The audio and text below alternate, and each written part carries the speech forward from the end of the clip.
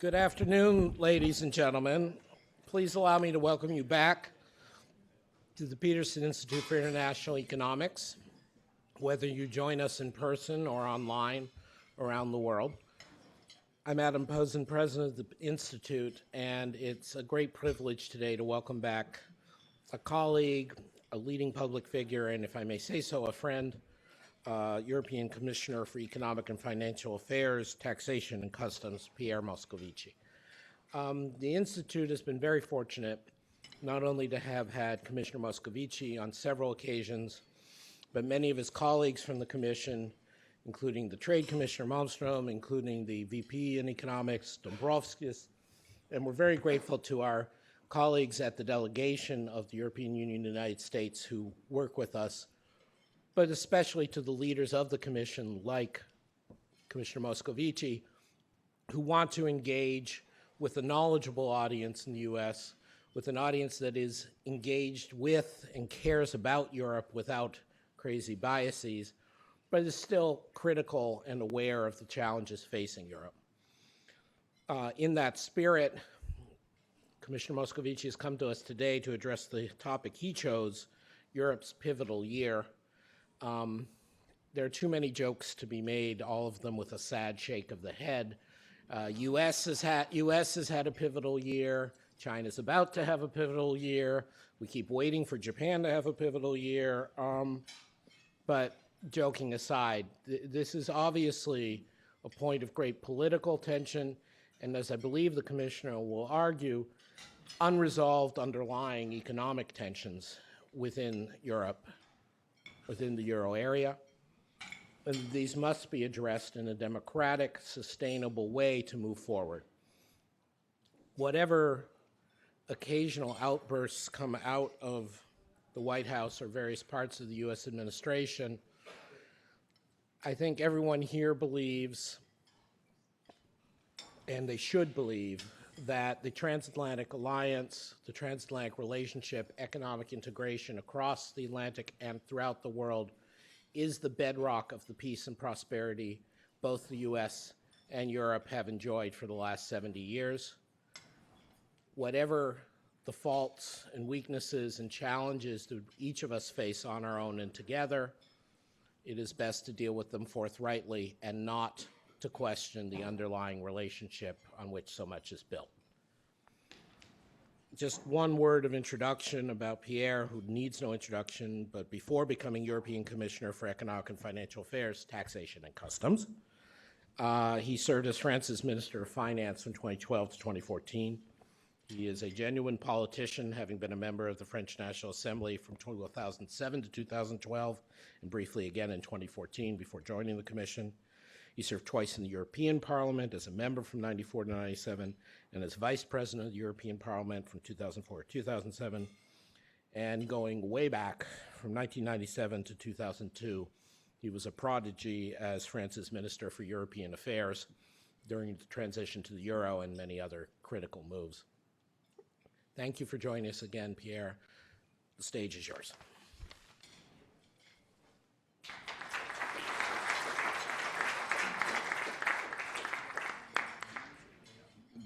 Dear Adam, ladies and gentlemen and friends, thank you for inviting me once again here in the Peterson. It's always a pleasure to join you because I know how involved the Peterson is in the transatlantic relationship and also involved in the fight for a strong Europe and especially a strong Eurozone. A year has passed since I last stood in this room, and there have been one or two notable changes in the world since then, as we all know, and not least here in Washington. The challenges that lie ahead for Europe now are mostly of political nature. 2017 will be, in the political field, a pivotal year for us. On March 29, as you know, Theresa May triggered the so-called Article 50 to begin Britain's exit from the EU. And we must be quite clear, this exit will happen, no matter what we hope, no matter what we expect, no matter what our feelings are, it will happen. Elections in large member states, first France, with the first round of the presidential election this Sunday, 3 days from now. Now, the UK again in June, then Germany, and finally Italy early next year probably, will shape the political landscape in Europe for half a decade. And some of the decisions made here in Washington will also drive Europe's policy response in a number of areas, including defense, trade, taxation, or the fight against climate change.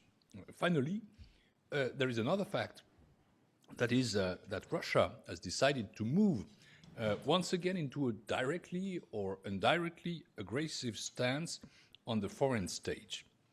I'm confident that Europe can emerge stronger from the current and upcoming challenges as long as we know where we are headed to. Let's first have a few words about economy. My message to you a year ago was simple. The European economy was continuing to recover, but at a pace that none of us could be satisfied with. The good news is that the recovery has been firming and broadening across sectors for the past year. The EU economy is now in its fifth year of recovery. EU GDP is expected to continue expanding at 1.8% this year and also next year. For the first time since the crisis, we forecast growth in all EU member states across our 3-year forecast horizon. Unemployment has fallen to an 8-year low. In the Eurozone, the aggregate fiscal stance and the government debt-to-B ratios are expected to fall further in 2017 and 2018. In short, we are making progress. I remember coming here for the first time as finance minister 5 years ago. In those meetings, Europe was a problem. Now it's becoming a part of the solution.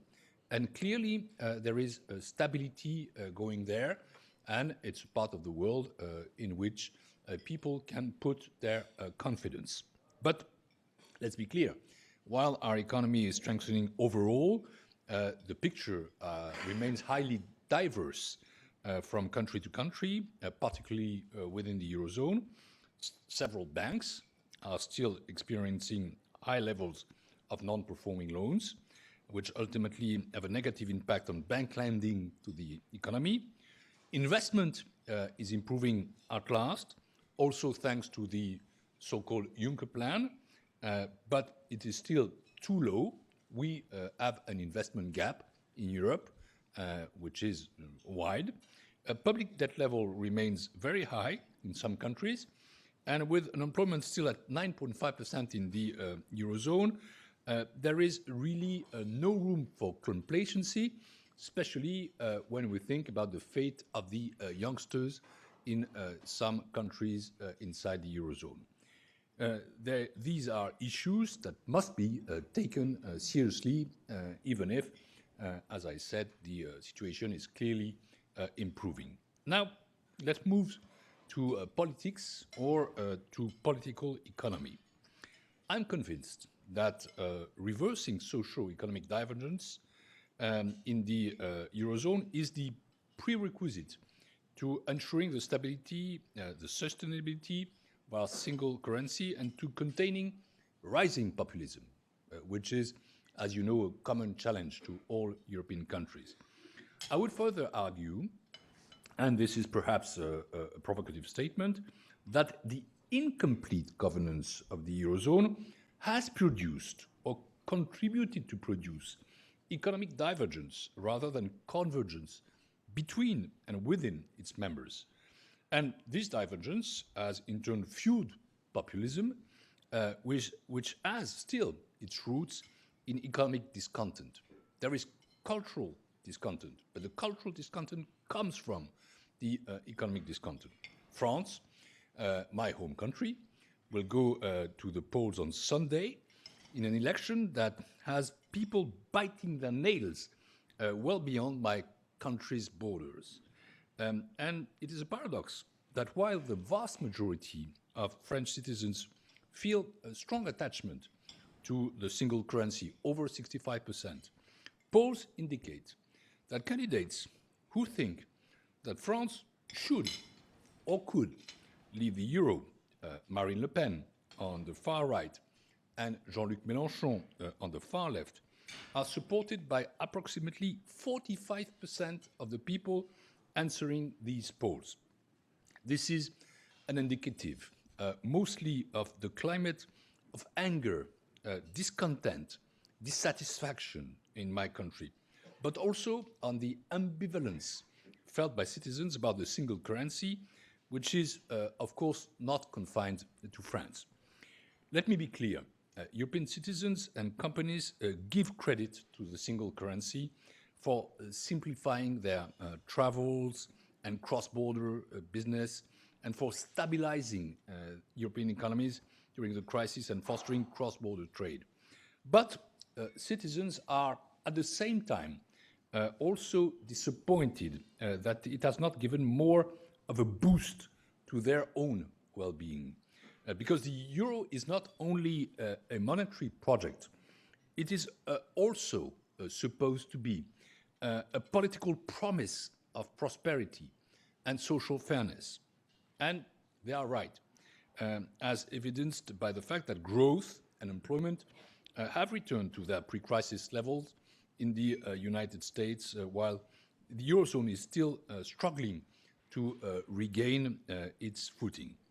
In the words of President of the Commission, former President of the Commission, Jacques Delors, which I share, the euro protects, but it does not stimulate.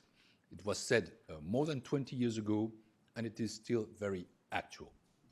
A two-speed eurozone has emerged with, I would say, regional clusters of excellence, for example, in southern Germany, in Austria, in Luxembourg, in parts of the Netherlands, Flanders, in Belgium, or northern Italy, and areas that are now clearly lagging behind.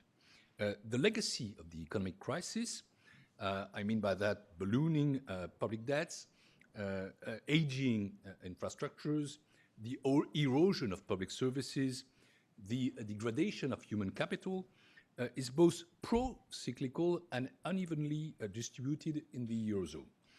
If this situation would persist, it is hard to be optimistic about the prospects for the euro over the next 5 to 10 years. So my message this year is that we need to address it quickly and decisively. There are telltale signs that the overall dynamic in the Eurozone is not sound.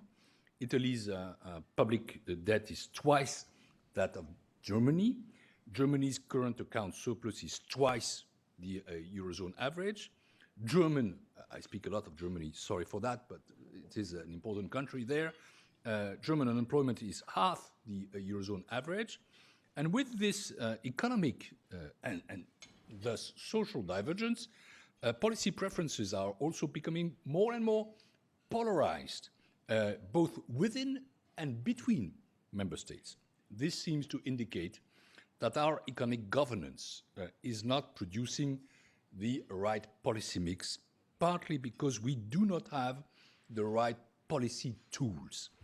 During the crisis, Eurozone governance was strengthened significantly, as you know. We established the European Stability Mechanism, which is a precious tool. We began to build the banking union with already a single supervisor, a new framework for bank resolutions, and strengthened prudential regulations. And we also significantly strengthened the coordination of economic and budgetary policy. That is among my responsibilities as a commissioner. These are important innovations, and the Eurozone certainly is stronger today as a result of them. But they have not proved sufficient to reverse divergence in the Eurozone, which is what we need to do to deliver real economic dynamism. That requires, in my view, a deep reform of our economic and monetary union. I'm convinced that we need a governance, architecture, and tools that we do not have at our disposal today, tools that actively foster convergence within the Eurozone and allow us to act in the general interest of Europe and the Europeans. Concretely, I believe a more cohesive Eurozone must rest on three pillars. First, a fully fledged banking union, which we do not have yet, to ensure that the banking sector in the Eurozone is reliable and that non-viable banks are resolved without recourse to taxpayers' money and with minimal impact on the real economy. Work is ongoing with member states on further risk reduction and risk-sharing measures to strengthen the banking union. It is slow, it is painful, I must say, because striking the right balance between responsibility and solidarity is a challenge, as always in the EU. The second pillar is stabilization and convergence tools. We cannot just sit and wait and pray for convergence to happen in the long run. If it is not happening, then let's make it happen. And the sooner would be the better. We all know what the answer is. It is clearly a fiscal capacity for the euro area.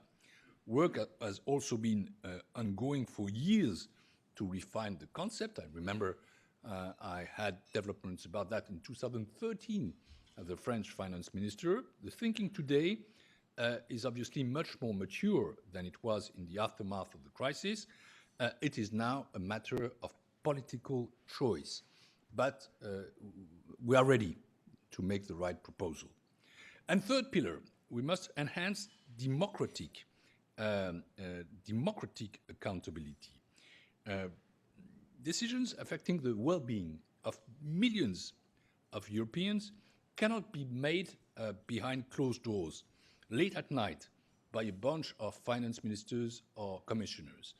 I represent the Commission in the Greek talks, and I have had dozens of those meetings which were secret and which would have really seemed strange to people if they would have been inside the room. These decisions must be based on a still to be created sense of general interest within the euro area. They should be subject to stronger democratic oversight and accountability mechanisms. The European Parliament, to make it clear, I was, as you recalled, Adam, twice a member of this Parliament, cannot be an afterthought. It must be at the heart of efforts to strengthen the legitimacy of Eurozone decision-making. And my strong belief is that we also need a minister. If the world minister creates some fear here or there, let's call it a high representative for economy and finance in the Eurozone, who could, as it is the case for our external policy, be at the same time a member of the Commission and the chair of the Council, i.e. the Eurogroup. I advocate for a commissioner who at the same time chairs the Eurogroup. And I think that is the right way to handle things. How is that going to play out? The Commission will present a reflection paper on deepening the economic and monetary union at the end of May. It will be built on the five presidents' report of 2015 and will contain, I'm sure of that, ambitious ideas. It will be guided by the principle that greater risk sharing and greater risk reduction are not opposed, but must advance in parallel. Indeed, there are two sides of the same coin. The fact that this is an election year must be seen as opening new possibilities. There could be a window of opportunity later this year, after the French and German election, to move forward decisively, and I believe it is essential that we do so. Delivering real economic dynamism via a deep reform of the economic governance of the Economic and Monetary Union, I'm conscious of that. As you said, I'm a politician for too long just to rely on institutions. It will not be enough to contain populism, but it is a part of the answer. In addition, Europe will have to deliver better results on at least two fronts. First, it must better protect its citizens. And by that, I certainly do not mean economic protectionism. I mean that European citizens need to feel secure. And I'm talking here about security in its most simple form. Europe cannot provide all the answers to the issues raised by the terrorist attacks on our soil or the refugee crisis, but obviously Europe can provide some of them. And just as importantly, we must ensure that the benefits of globalization flow to all parts of the society. We have our Pennsylvania, Wisconsin, Michigan voters in the east of France who used to be social democratic voters and now tend to choose the National Front. They feel themselves as losers of globalization. They feel that they are ignored by politicians. This cannot last forever if we want to beat populism. Europeans feel vulnerable in a globalization process that does not distribute extra points of growth fairly.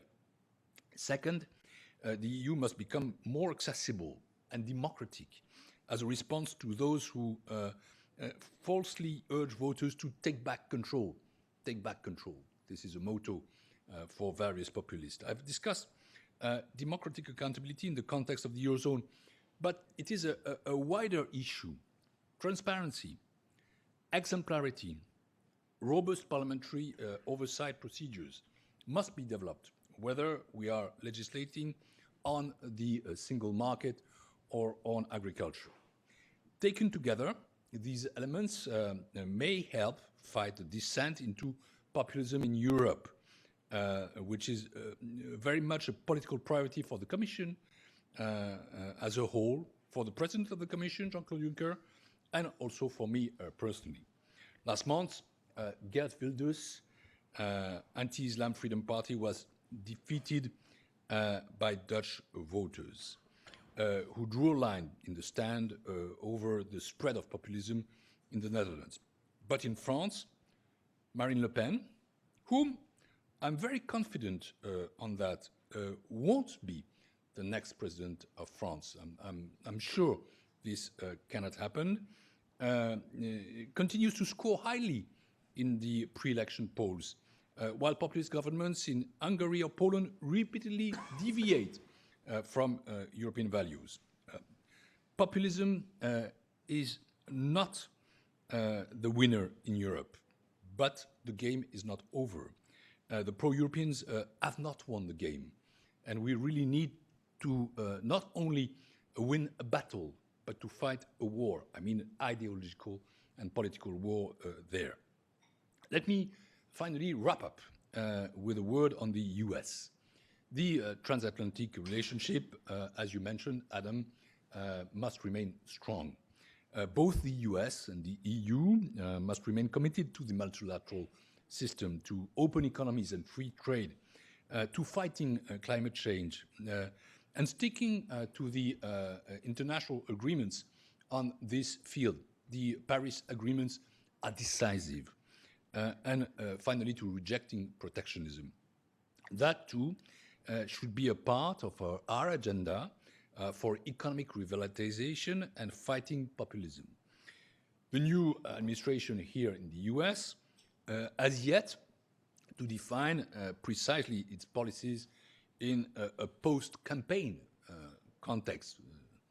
Already 1,100 days ago now, since President Trump took office, or almost.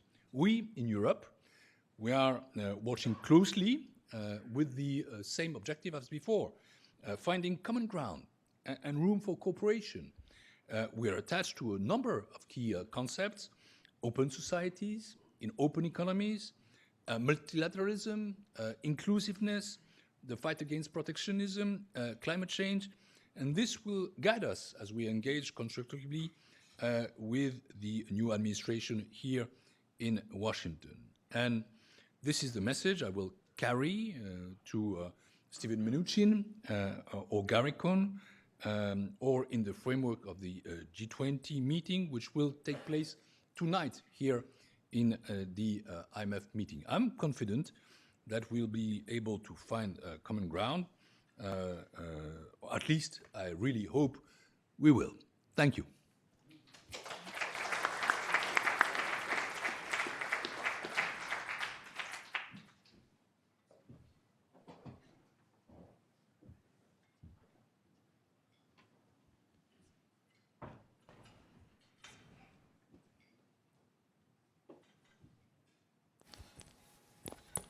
If I may say so, cher Pierre, that was terrific and inspiring. But my job is not to cheerlead you beyond saying how glad we are you're here, and to say how grateful we all should be, including the citizens of Europe, that you're willing to speak this forthrightly. It's a time for that. But I do need to push you a bit on a couple questions before we open it up to our distinguished audience. The first one is sort of at the core of what you said, which is we are still facing very real divergences in Europe, in the Euro area especially. We can go back through the whole intellectual debates, the comparisons with the US, the history of this, but we don't need to. The question is, since convergence has not come through monetary union, it has not come automatically, it has not emerged as a direct result of monetary union, and the scale of the convergence funds in Europe remains rather small, what is it you have in mind when you talk about stabilization and convergence tools? And I don't mean that just as a challenge as what can you do, but intellectually, what is the thing you think would work? First, I know this question exists in the US since Absolutely. its foundation. Absolutely. I met an important banker in New York who told me, after all, in Mississippi, people live with a minimal wage, which is 1/3 of the one in New York, but they have the sun. Why should it be different in Greece? Right. It is different because we were not built as a United States of Europe. We don't have the same language. We were built because we had to reconcile people after wars between countries which, at one moment in history, almost all of them dominated what was the world at the time being, starting from Greece. But it was also the case for Netherlands, for Sweden, for France, for Spain, for Germany, for Portugal, and we have different languages. So these divergences are undermining our union. We are not in the same situation. Really, it must be understood. We need to solve this divergence issue. It is politically absolutely crucial. Then there is this debate about EMU since the beginning. I mentioned Jacques Delors' word, right, which are very actual today. I remember being in Davos, well, we were in Brussels, and having a discussion with a panel with Joe Stiglitz. Oh, good. And he says, okay, first, you are too different socially, you don't have the same social safety nets, and second, your economies are diverging too much, so the solution must be you have so much euro that you need to have two of them, at least. My answer was that he was partly wrong, because he underestimated the benefits of protection, low interest rates, united interest rates, low inflation, and the capacity to act as a global partner in the international field. He also underestimated the social model of Europe. But it could become right if we're not capable of addressing the issue of divergence. I'm convinced that the approval of the euro would fall down if in 5 or 10 years from now, we're not capable of reconverging inside the eurozone. People in the north of Europe could believe that why should we pay for those guys in the south who love women and drink schnapps, although we don't drink much schnapps in the south of Europe. The rest was not in my mouth. And some in the south might be concerned that they feel the pain and that there is no risk sharing, but that there is only risk reduction. Right. And so I think that's why I mentioned the idea of general interest of Europe. It is a matter of the general interest of Europe. And that's a discussion I have very often with my German friends, starting with Wolfgang Schauble, who is a personal friend. We sometimes diverge ideologically or politically, but he's a very clever guy. And telling that is also in the interest of Germany and Netherlands that this is reduced. And I think the key tool there is the fiscal capacity in order as well to invest and to act against unemployment. This is now becoming very urgent. We have elections in France. We will have elections in Germany, hopefully with two pro-European presidents and chancellor, and with a commission putting on the table strong proposals. We could have a momentum by the end of the year, also waiting for the Italian election, in order to have a very strong way, a strong path for the Eurozone. And I expect, I hope, that the proposals I've made today can come to life, not in this pivotal year, but in the year after. The year after the pivotal year. Yeah. One more question, if I may. You mentioned, of course, Europe's social model and some of the differences, other differences with the U.S. One thing which the U.S. and several commentators, including people in this building, used to emphasize was, or even Danny Roderick, was that you had a much broader welfare state in Europe, was much more willing to be open to trade and globalization as a result. And then, as you aptly put it, there are parts of eastern France that look like western Pennsylvania.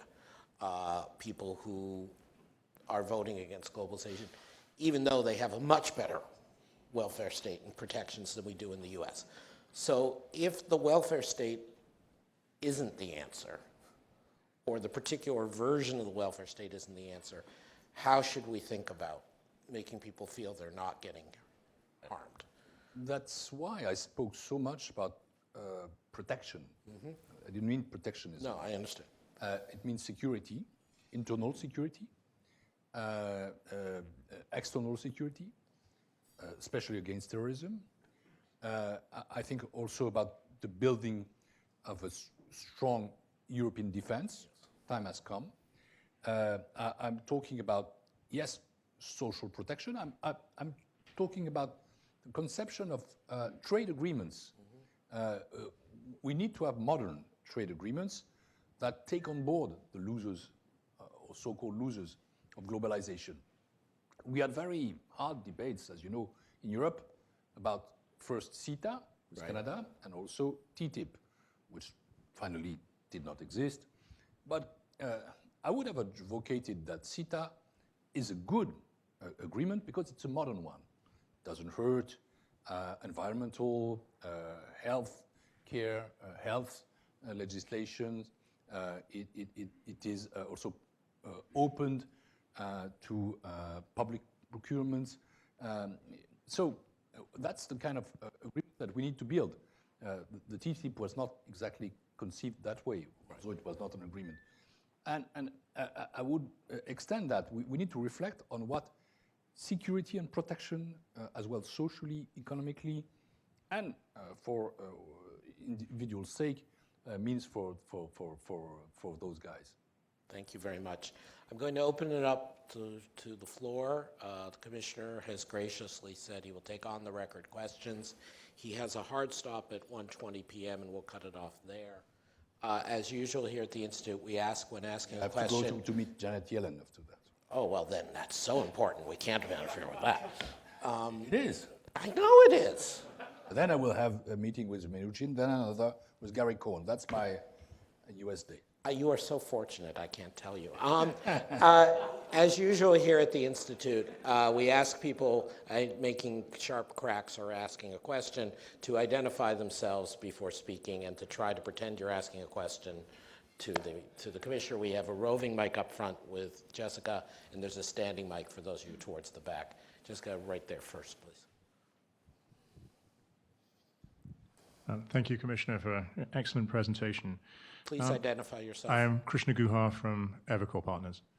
So it does indeed look like the European expansion is strengthening, broadening. That's good news. But business expansions don't last forever. And if we look out 3, 4, 5 years, someday a new downturn will come. And Europe will probably go into that downturn with interest rates that are very low, barely 1%, public debt levels that are around 100% in a number of important economies, and an institutional architecture that, at least today, doesn't look as if it would be remotely resilient to going through the next business cycle downturn and being able to prove that it could deliver the support and prosperity for people on a durable basis through the ups and downs of the business cycle. The proposals that we've seen so far for strengthening EMU look wholly inadequate to that task. Now, of course, you say that there are some new proposals, more ambitious proposals that may come. But why should we feel confident, give us some confidence, reason to be confident, that the political leaders will grasp the urgency of how deeply things may need to change in order to make the system robust for the long haul? First, I think your diagnosis is obviously right. We have now a forecast for 3 years, which is positive. And it must be a useful time. You talked about levels of public debt of 100%.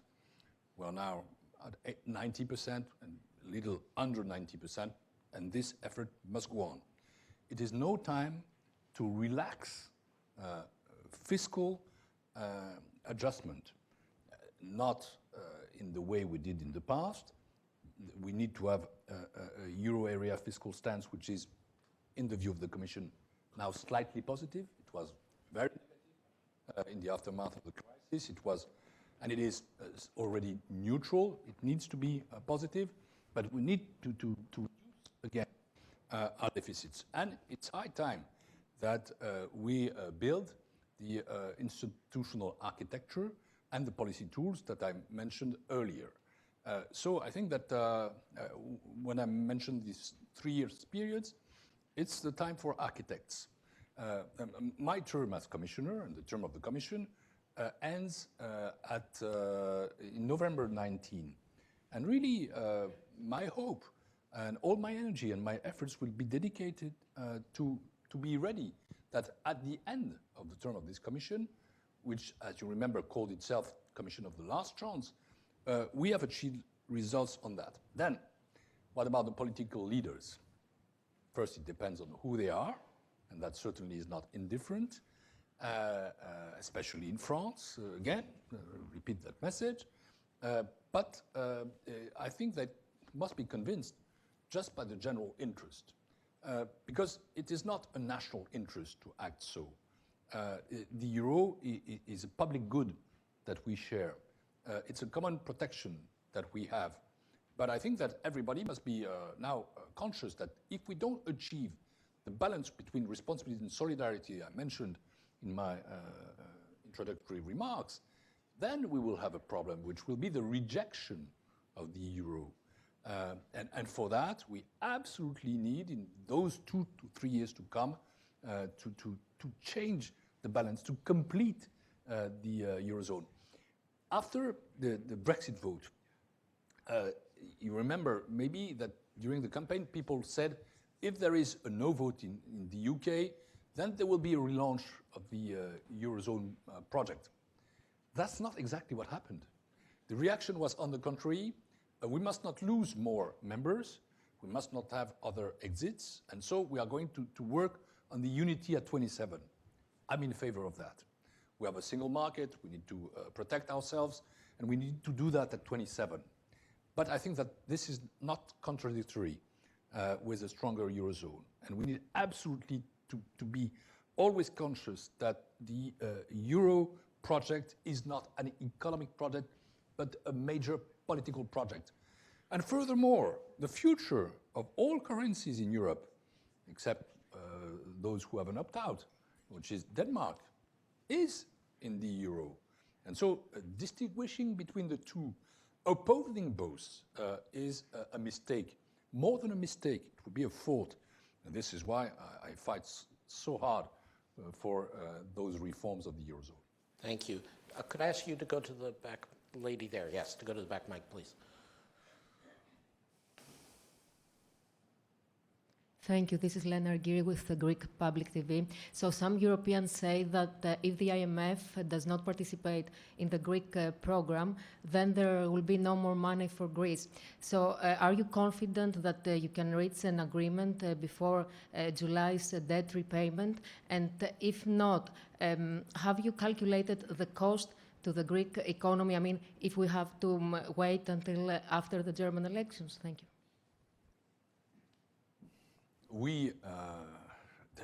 Greece represents probably 10 to 15% of my time since the moment I became finance minister in France, and maybe more now today that I'm the commissioner.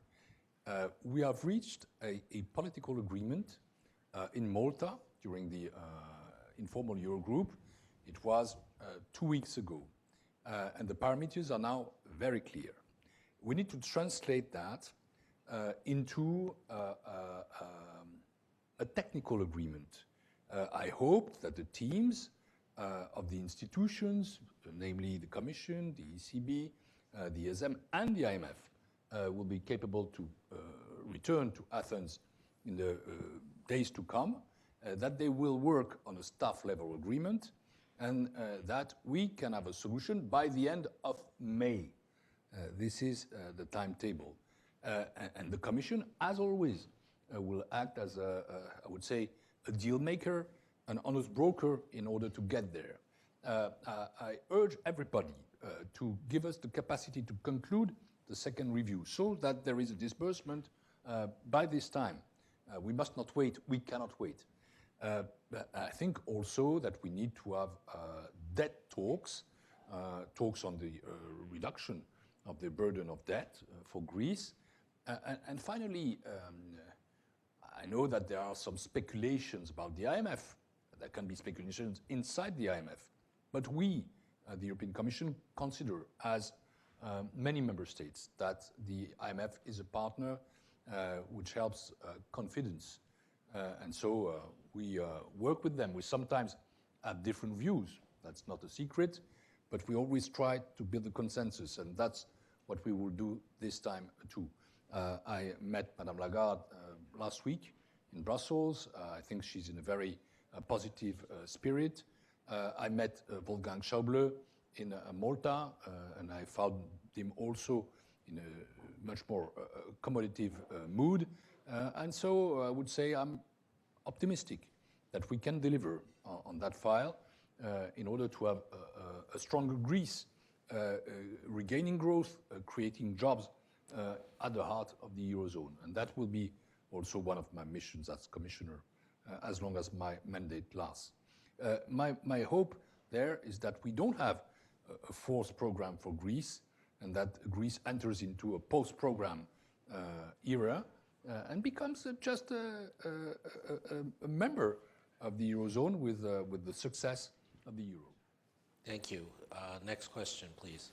Yes, please.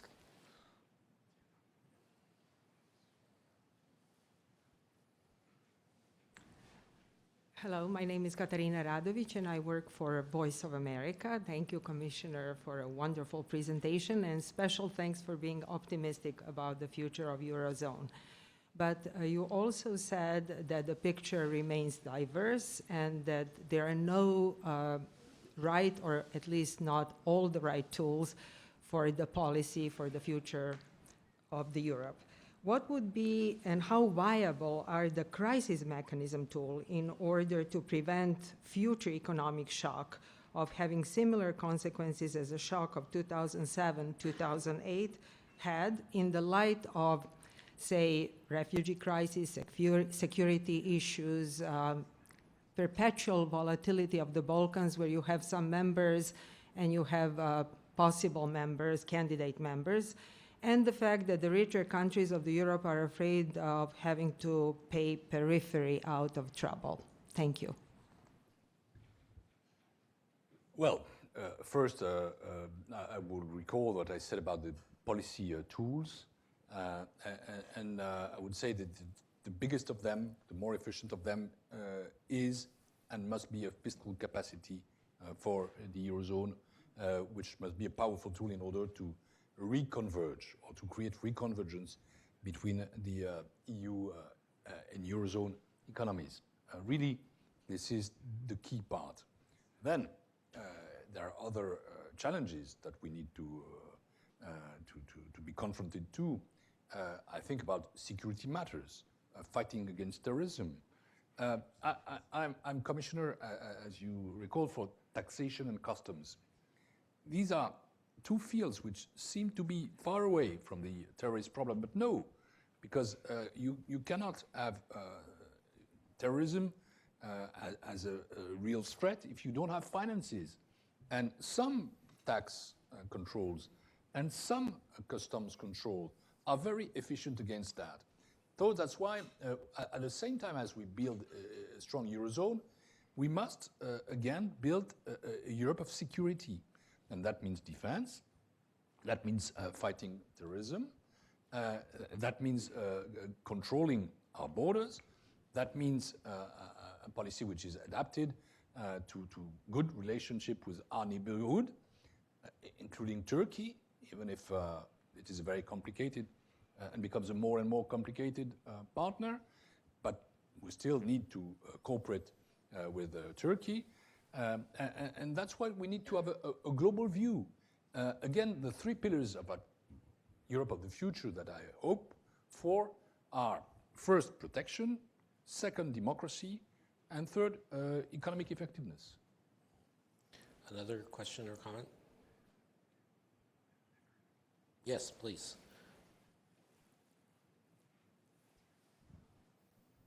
Dieter Detke, Georgetown University. After Brexit, the internal balance of the European Union will change dramatically. It's the second largest economy. And one important political consequence will be that the Mediterranean countries will gain weight. I ask you as a Frenchman, is that good news for you or bad news? For structural reform, for example. You can answer as a European commissioner instead of as a Frenchman if you choose.